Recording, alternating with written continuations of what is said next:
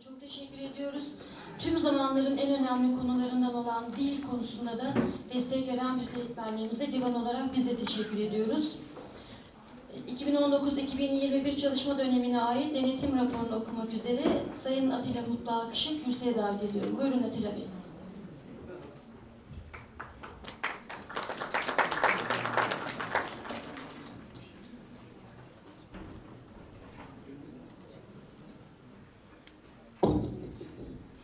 Sayın Başkan, Sayın Divan, kıymetli arzurum, hepinizi saygıyla selamlıyorum. Kafkas Dernekleri Olağan Genel Kurulu'na Denetleme Kurulu raporu. Kafkas Dernekleri Federasyonu Denetleme Kurulu üyeleri olarak göreve geldikten sonra Federasyon Tüzüğü'nün 15. maddesinde Denetleme Kurulu Genel Kurulcuya seçilen 5 asil ve 3 yedek üyeden oluşur. Genel kuruldan sonra yapacağı ilk toplantıda başkanını ve sekreter üyeyi seçer. Hükmüne istinaden 23 Mayıs 2020 tarihinde Federasyon Genel Merkezi'nde bir araya gelip görev dağılımı yapılarak sonra konu hakkında tutanak düzenlenmiştir. Yine Federasyon Tüzüğü'nün 11. maddesinde Denetleme Kurulu 6 ayı geçmeyen aralıklarla federasyon çalışmalarını denetler hükmüne istinaden 6 aylık periyotlarla KAFFET çalışmaları Federasyon Tüzüğü'ne göre yönetim kurulu kararları, yazışma ve muhasebe evrakları üzerinde 23.5.2020 tarihinde birinci olan denetleme, 21.11.2020 tarihinde ikinci olan denetleme, 22.5.2021 tarihinde üçüncü olan denetleme, 24.10.2021 tarihinde dördüncü olan denetlemesi olmak üzere 4 farklı denetim yapılmıştır.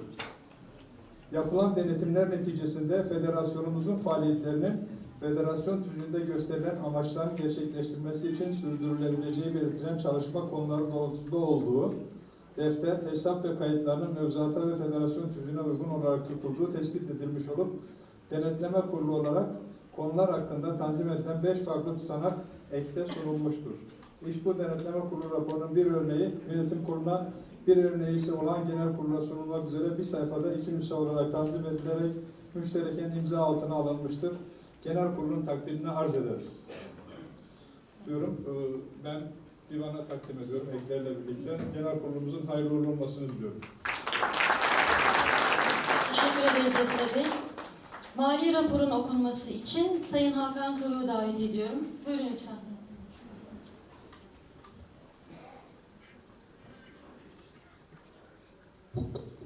Sayın Divan, Sayın Arzurum, hayırlı bir genel kurul olmasını diliyorum. Kafkas Dernekleri Federasyonu 01.11.2019, 31.10.2021 dönem mali raporu. 31.10.2019 tarihli banka mevcudu 35.512. Aidat geliri 190.152.86. Bağış geliri 187.679.18. Faiz geliri 101.59. Diğer gelirler 0.29. Gelirler toplamı 377.933.92. Gelir genel toplamı 413.445.92. Üye dernek aidat alacakları toplamı 444.793. Nart dergisi alacakları 45.842.75. Alacaklar toplamı 490.635.75. Borçlar Nart dergisi basın borcu 23.110.70. Faaliyet raporları basın borcu 4.484. Borç toplamı 27.594.70. Giderler. Avukat dava gideri 3.675. DÇP aidat gideri 29.867. Eğitim ve organizasyon gideri 200.417.70. Finansal giderler 384.87. Genel giderler 81.017.43. İletişim internet giderleri 17.512.71. Kırtasiye giderleri 12.941.20. Tercüme giderleri 10.244. Ulaşım giderleri 29.680.34. Vergi SSK giderleri 5.469.49. Giderler toplamı 391.209.74. 31.10.2021 tarihli banka mevcudu 22.236.18. Gider genel toplamı 413.445.92. Kafkas Dernekleri Federasyonu olan genel kuruluna saygılarımızı arz ederiz. Bunun yanında burada dernek aidat borçları ile ilgili her genel kurulda sizlere sunduğumuz liste altına eklenerek devam ediyor. Yani borçlar toplanarak, artarak devam ediyor. Bununla ilgili divana önerge sunulmuştu. O da görüşülecek zaten. Geçmiş dönem borçlarının silinmesi ya da farklı bir alternatif çözüm bulunabilir mi bunlarla ilgili önergemize göre görüşme yapılacak tekrar. Saygılarımı arz ediyorum. Teşekkür ediyorum. Faaliyet raporu, denetim raporu ve mali raporu okudular. Sırayla soracağım aynı sırayla. Öncelikle faaliyet raporu konusunda sadece bu konuya istinaden olması ricası ile söz almak isteyen, lehte aleyhte görüş bildirmek isteyen delegemiz var mıdır Sayın Hazırım? Evet. An itibariyle yok. Fahri Bey, buyurun lütfen. Buyurun.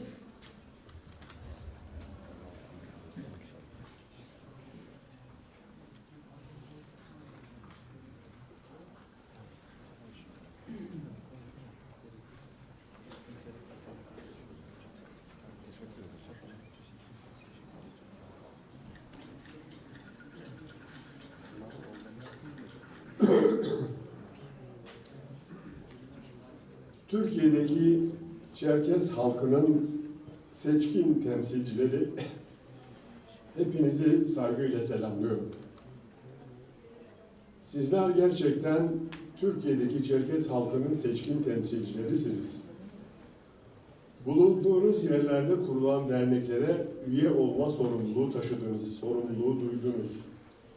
Sadece onunla yetinmediniz, etkinliklerine etkin bir şekilde katıldınız. Düşüncelerinizi, görüş ve önerilerinizi sundunuz. Çevrenizde etki uyandırdınız ve sizi delegeler olarak seçip Kaffe'de gönderdiler. Dolayısıyla siz Türkiye'deki Çerkez halkının en seçkin temsilcilerisiniz. Bu kadar hizmet etmiş, çalışmış bir yönetim kurulunun faaliyetleri hakkında iki çift laf edilmemesini eksiklik olarak düşündüğüm için söz alma ihtiyacı duydum. Aslında Çerkezce konuşmak istiyordum ama dün biraz uzunca Çerkezce konuştuğum için biraz eleştiri de aldım. Anlamıyorum, insanlar boşu boşuna niye konuşuyorsun diyenler oldu. O nedenle şimdi ister istemez Türkçe konuşma ihtiyacındayım.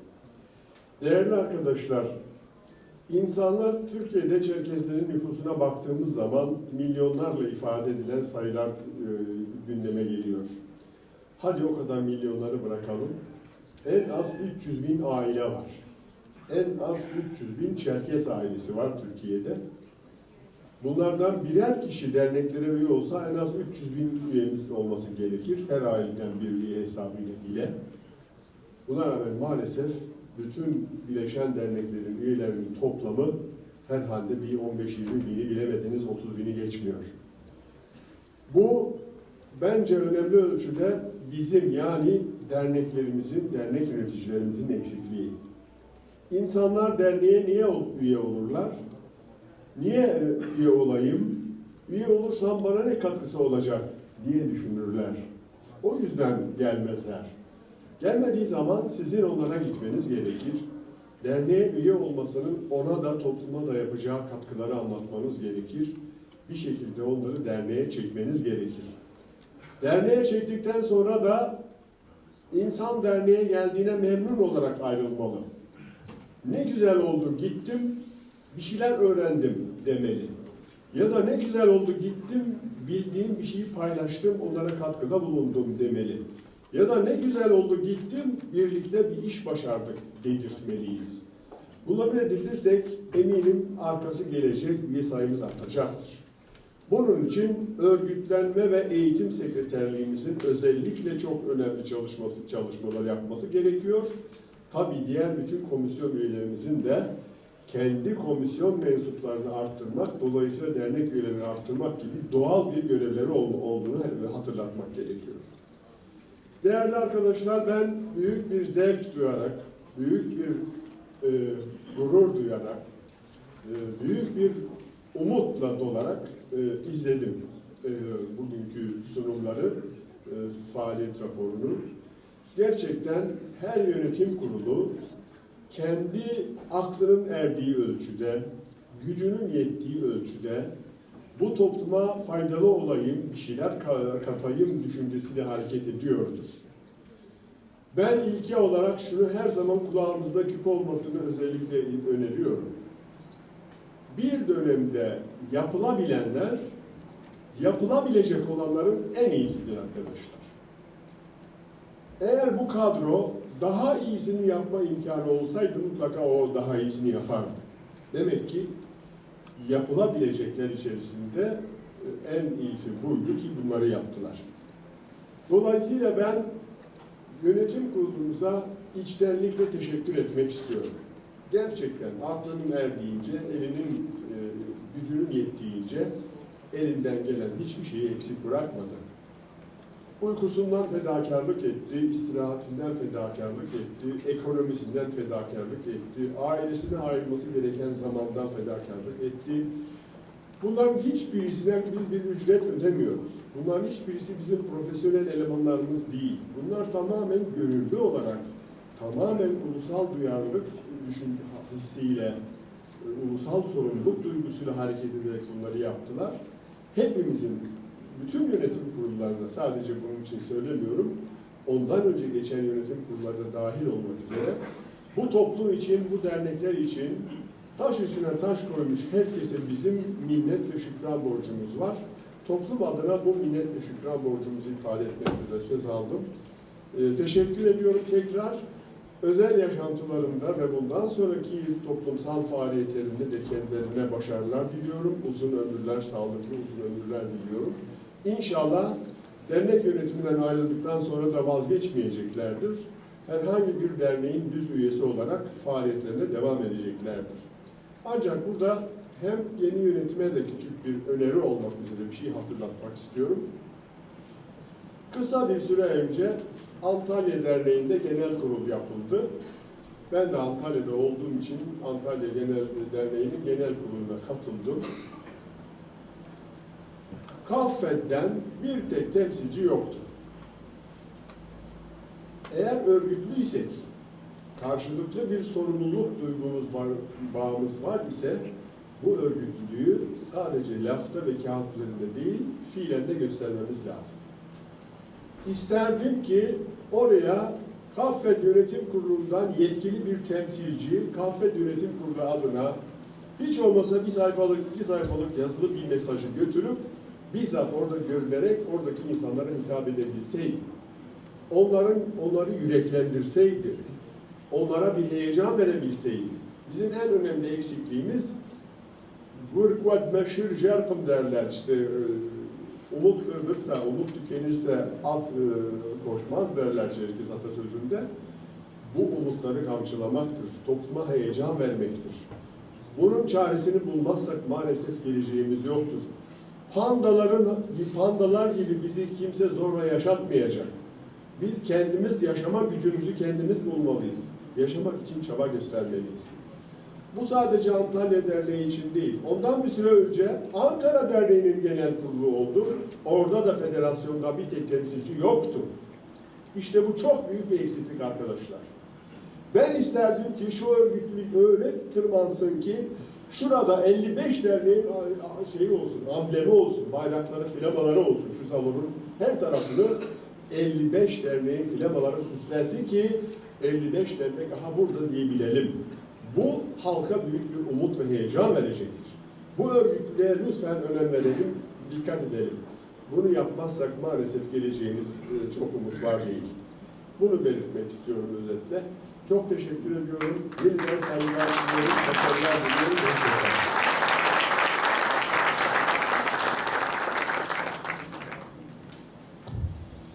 Fahri Uvaj Büyüğümüze desteği için teşekkür ediyoruz. Bir önemli haber paylaşmak isterim. Alman haber ajansı Deutsche Welle, KAFED desteğiyle Türkiye'deki Çerkesler hakkında bir haber yaptı. An itibariyle Twitter'da 1. sıradayız fakat bu postun bazı olumsuz yorumlarla beslendiğini görüyoruz. Özellikle sosyal medya kullanıcısı tüm delegelerimizden bu konuda duyarlılık ve destek bekliyoruz. An itibariyle. Çok teşekkürler, sağ olun.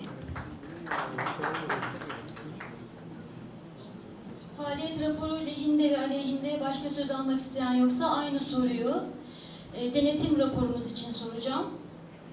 Görüş bildirmek isteyen denetim raporu için delegemiz var mıdır? Lütfen buyurun, lütfen. Denetleme kurulumuz gerçekten örnek bir rapor hazırlamıştır. Örnek bir denetim çalışması yapmıştır. 6 ay geçmeyecek süreler içerisinde derneğin hesap ve kayıtlarını incelemiştir. Çalışmalarını gözden geçirmiştir. Bunları bir rapor haline buraya getirmiştir. Özellikle teşekkür ediyorum ve tebrik ediyorum.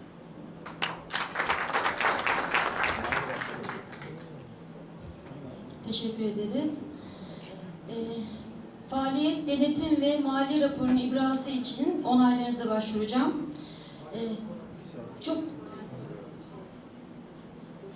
Evet, mali rapor için sorduğumu düşündüm, özür dilerim. Mali rapor için görüş bildirmek isteyen delegemiz var mı? Buyurun Atilla Bey. Kusura bakmayın.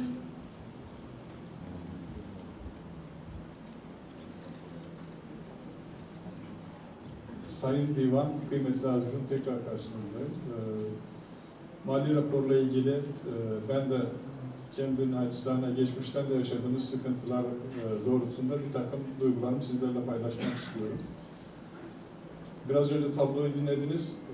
Dernek üye aidatlarından daha fazla maaş toplayarak Kaffet ayakta kalmaya çalışıyor. Yani burası sağ olsun çok değerli katkılar olan hemşehrilerimiz var. Allah razı olsun, eksikliklerini göstermesinler ama sivil toplum kuruluşları bağışla değil, aidiyetle ayakta kalması esastır. Dolayısıyla insanlarımızın aidiyete önem vermesi gerekiyor. Yani çok fazla gelmiyor size. Yani herhangi derneklerimizi ben takip ediyorum. Aidatları 5 lira, 10 lira. Çok aman aman bir rakam değil. Derneğe üye olmuyorsa bile insanlarımızı bu bağışı yaptırmaya zorlayalım. Kaffe'nin üye aidat sistemi ise Kaffe'de ilgili derneğin gönderdiği delegasyon sayısına orantılı olarak geliyor. Her delegasyon için 20 lira ödenmesi gerekiyor. Biz geçmiş dönemlerde ben yönetimde bulunduğum zaman önermiştik. Dedik ki her delege direkt 20 lira aidatını Kaffe'de ödesin. Dernek de aradan çıkmış olsun. Hem de delege olan bir aidiyetini farklı olarak yerine getirsin. Yani normal bir 10 lira dernek aidatı ödüyorsa delege olduğu için 20 lira ödesin. Yani ayda, yılda işte 240 lira Kaffe'de bağışta bulunsun diye. Bunu devam ettirebilirse yeni yönetim veya derneklerimiz bu sistemi kurarlarsa hem kendi şeyleri ortadan çıkar. Şimdi yıllar itibariyle ben biraz önce tabloyu izledim. Ortalama her yıl 30 milyar yani 30 bin TL civarında bir borç yükleyerek gidiyor. Derneklerimiz Kaffe'de aidat borçlarını ödeyemiyor. Onların da sıkıntıları çok ama burası da bununla beraber yürüyor. Bir de Fahri abimizin biraz önce ifade ettiği şeyi ben de çok önemsiyorum. Yani Kaffet mutlaka sahalara inmeli. Dünkü konuşmamda da ifade etmiştim ben. Köydeki insan Kaffet'i tanımalı. Bunun yolu da buralardan geçiyor. Yani Kaffet bütün derneklerin genel kurullarına iştirak etmeli ve oralarda da kendi varlığını göstermeli. Ama başka bir şey de var. Ben mesela Ankara Derneği'nin genel kurullarına da katıldım ama Ankara Derneği'nin genel kuruluna katıldığımızda şöyle bir şey yaşadık. 3 tane Kaffet Yönetim Kurulu üyesi oturuyoruz orada. Ne divan ne de yönetim, Kaffet Yönetim Kurulu üyelerine de bir konuşma hakkı vermiyor. Yani Kaffet Yönetim Kurulu üyesi sıfatıyla konuşma talep etmesi yakışmıyor bana göre. Dolayısıyla derneklerin de buna dikkat etmesi gerekiyor. Ve bu şekilde herhangi bir derneği davet eder gibi değil, Kaffet Genel Kurulu'nu özellikle başkana rica edecek, isim alıp davet edecek. Diyecek ki benim genel kuruluma kimi gönderiyorsun? Ve Kaffet'te bütün derneklerin genel kuruluna katılmalı. Ben hatta daha öncesinde şeyi savunuyordum. Bence gidip bütün derneklerin divan başkanlıklarını Kaffet Yönetim Kurulu üyelerinin yapması gerektiğini savunuyordum. Bilmiyorum, bunlar benim acizane görüşlerim. Yani görüşüm doğru olacak diye bir şey yok. Ama şahsen bu şekilde daha sivil toplum kuruluşu olarak ayakları yere basan bir kuruluş olur diye düşünüyorum. Bu vesileyle inşallah bu borçlar ortadan kalkar bir şekilde. Bundan sonra aidat sorumluluklarını yerine getiren derneklerimiz de buralar oradan toplanan paralarla birçok şey yürüyor ama bir konuyu da tekrar sizlerle paylaşmak istiyorum. Ben Dünya Çerkez Birliği Yönetim Kurulu üyesiyim. Bir vesileyle sık sık Anavatan'a gidip geliyoruz. Ben ve benim durumda arkadaşlarım ki geçmiş dönemde bu görevler yapanlar da bilirler, 25 kuruş ne derneklerden ne federasyondan bir katkı almıyoruz. Ve bugünün maliyetiyle herhangi bir arkadaşımızın anavatana gidiş gelişi nereden bakarsanız bakın 10.000 lirayı buluyor. Bu arkadaşlarımız bunları hepsi cebinden karşılayarak gidip geliyorlar bu masrafları. Dolayısıyla sanki buranın parasıyla oraya gidip de yani eğlenceye katılıp bilmem ne yapıp geliyor gibi değil. Bu insanlar özveriyle çalıştığı gibi ceplerinden de özveriyle katılıyorlar. Bunun da bu şekilde bilinmesini arzu ediyorum. Bu vesileyle tekrar affınıza sığınarak buraya çıktım. Genel kurulun hayırlı olmasını diliyorum. Teşekkür ederim.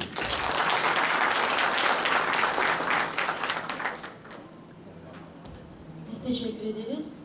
Evet, izninizle faaliyet raporunun ibrasını onayınıza sunuyorum. Kabul edenler, pardon çok özür dilerim. Buyurun Hakan Bey. Mali tabloyla ilgili söz almak istiyorum. Buyurun lütfen, buyurun. Kusura bakmayın, görmedim. Onlardan özür diliyorum, kusura bakmayın. Düzce delegasyon adına Hakan Can mı? Çok özür dilerim. Sizi buraya rica etsek. Ya rahatsızlık yok muydu?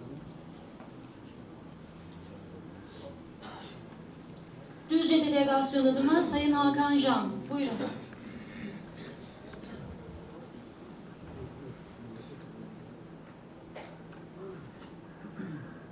Kıymetli hazırın, sizlere saygılı selamlıyorum. Kusura bakmayın. Çok sıkıldık, uzun sürdü. Hakan kardeşimiz çok yüksek bir meblağ bir borçtan söz etti. Derneklerin borçlarından. Federasyonu borcu olmayan bir dernek adına konuşuyorum burada. Çok zor para tahsili yapıyoruz. Derneklerimiz zor şartlarda dönüyor. Ama bizi temsil makamında olan bir kuruma onurumuzla bu borcu ödemek durumundayız. Ödüyoruz. Söz almamın gerekçesi aidat borçlarının affı ya da silinmesiyle ilgili. Bu tür bir şeye karşı biz muhalif şerhimizi koyarız. Derneklerimiz aidatlarını bu nispette ödeyemiyorsak bir alt barem belirleriz. Deriz ki delegasyon 1 lira ay için öder, 12 ay için 12 lira, 3 yıl borcu varsa 45 lira öder. Bu geçmiş borçlar için söylüyorum. Bundan sonraki süreçte de aidat süreciyle ilgili, planlamasıyla ilgili bir problemimiz olduğu açık, aşikar. Tahsil edemiyoruz yani. Tahsil edemediğimiz bir borcu bilançoya yansıtıyoruz. Mali anlamda da çok bir mantığı da yok. Her yıl işte 100 bin, 150 bin, en son 390 bin dedik Hakan Bey. 444 bin aidat alacağı var. Yakışmıyor bize lütfen. Temsil makamına bu kadar zorluk yaşatmamamız lazım. En azından affı ben hoş görmüyorum. Cüzi bir miktar da olsa belirleyelim. Delegeye başına 1 lira diyelim. 12 ay 12 lira bir delege. Kaç yıl borcu varsa çarpanıyla ödeyeceği en fazla 500 lira, 600 lira bilemediniz 1000 lira olur. Ama bu dernekler bu federasyona bir bedel ödemeli. Hepinize çok teşekkür ediyorum. Saygılar sunuyorum.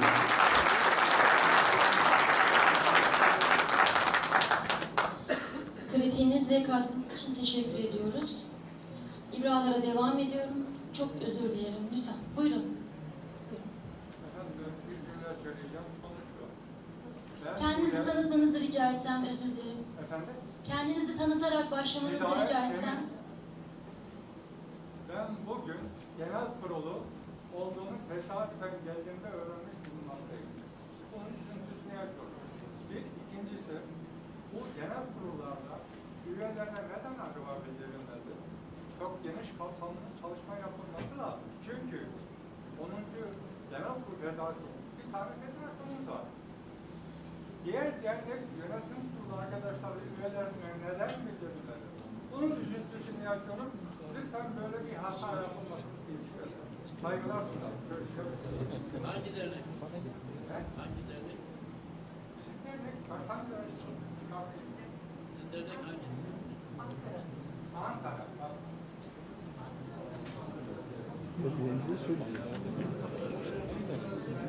Kritiğiniz için teşekkürler. Buyurun lütfen, buyurun.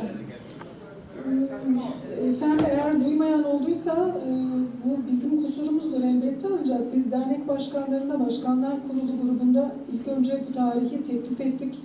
Onlarla bunu istişare ettikten sonra ilan ettik. Web sayfamızda, sosyal medya hesaplarımızda duyurduk ve genel kuruldan 2 gün önce de delegelere SMS ile bilgi verdik. Sizin telefon numaranızda bir aksilik olduysa, bir değişiklik olduysa, başkanlığınız ya da Ankara Derneği'nden kaynaklı bir duyuru sıkıntısı olduysa, bizden kaynaklıysa kusura bakmayınız lütfen. Biz bu süreci bu şekilde işlettiğimizi sadece sizin nezdinizde kamuoyuna duyurmak isteriz. Teşekkürler. Buyurun lütfen. Genel Derneği'nden Birol Demir. Buyurun Birol. Genel kurul ise derneğimiz tarafından bildirilmiş. Burada derneğin bir hatası varsa. Çok teşekkür ederiz. Sağ olun. Ankara Çerkez Derneği Başkanımız İslam Bey, buyurun lütfen.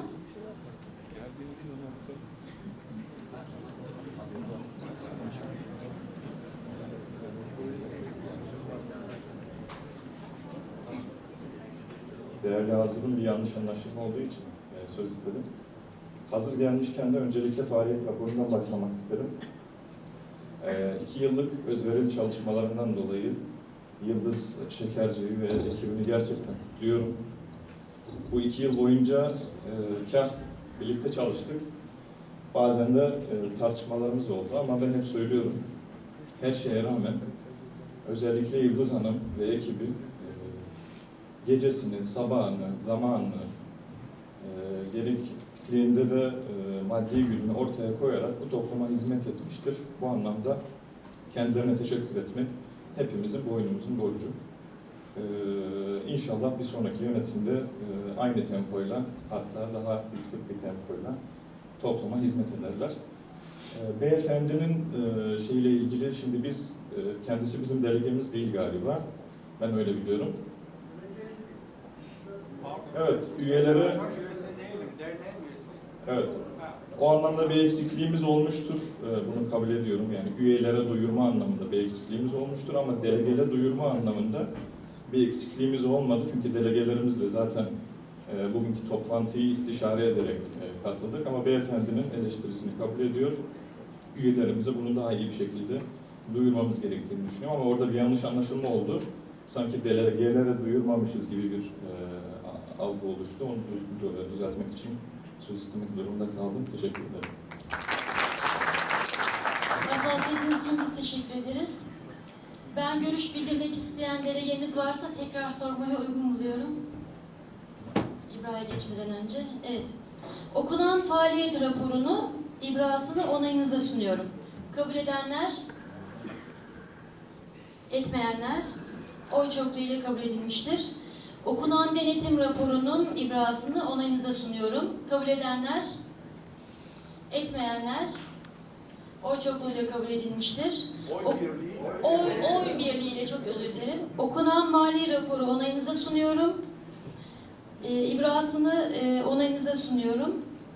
Kabul edenler, etmeyenler oy birliğiyle kabul edilmiştir. Çok teşekkürler. 2021-2023 çalışma döneminin tahmini bütçesini sunmak için tekrar Hakan Bey'i rica edeceğiz. Buyurun Hakan Bey.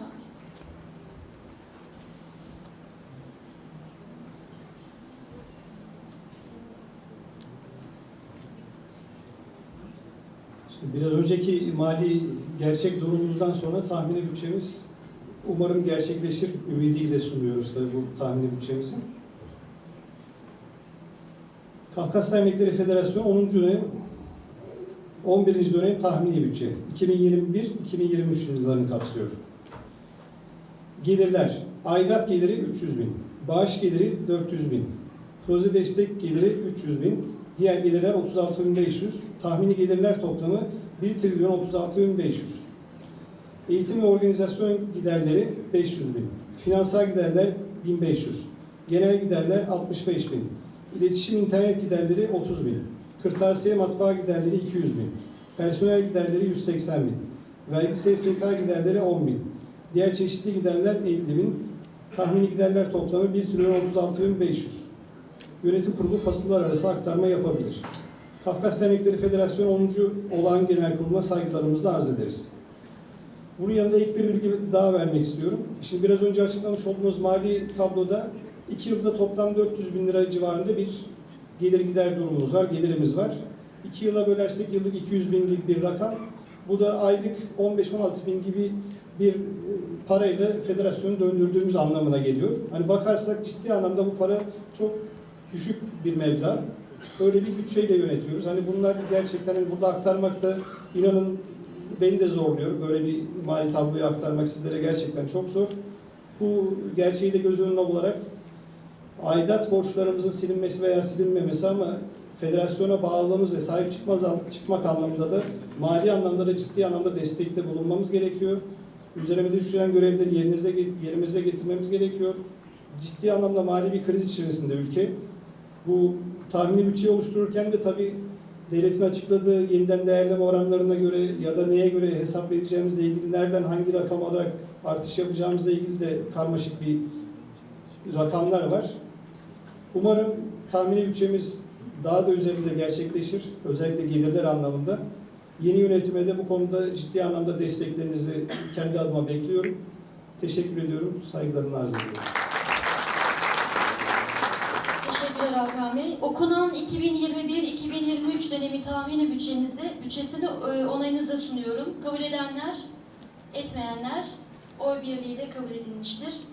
Bu durumda mevcut yönetimi, faaliyet raporunu, denetim raporunu, mali raporu ve tahmini bütçeyi onaylamakla aslında ibra etmiş bulunmaktayız. Kendilerine hizmetleri için tekrar teşekkür ederken ve yeni yönetimi kürsüye davet etmeden önce Sayın Başkanım, eklemek istediğiniz bir şey var mıdır acaba? Çok teşekkür ediyorum. Teşekkür ederim. Çok sağ olun.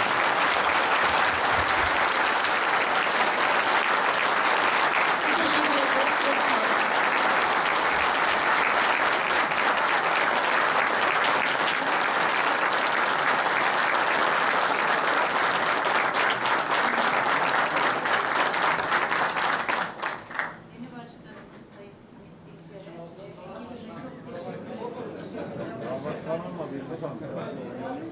Ümit Dinçer'e, ekibine çok teşekkür ederim. Yeni bir liste var mı arkadaşlar? Şu ana kadar bekledim yeni bir liste çıkar mı diye. Çıkmadı artık, kabul ettim başkanım. Yalnız az önce söylediğimi kürsüden inmeden tekrar söylüyorum. Bütün eksik bıraktığımız işlerin takipçisi olacağız Sayın Başkanım. Kurumlarda devamlılığın esas olduğunu da toplumumuza göstermemiz gerekiyor. Yapılan işler kendimiz için yapmadık, bu işler bizimdir diye yapmadık. Toplum adına yaptık, halkımız adına yaptık. Yine halkımız adına çalışmaya devam edeceğiz. Biz de üzerimize düşen her ne varsa burada herkesin önünde söz veriyorum. Elimden gelen her şeyi yapmaya hazırım.